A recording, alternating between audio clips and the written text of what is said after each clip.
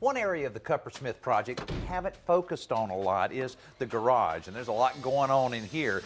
A lot of materials that we'll be using in finishing up the project, as well as we're using it as a spray booth for all of the interior doors. They've all been sprayed, great finish on them, letting them dry. We'll be installing those in just a few days. Now the garage has taken on a very important role in most families. You use it for birthday parties, you use it for all kinds of different projects, even park a couple cars in there from time to time.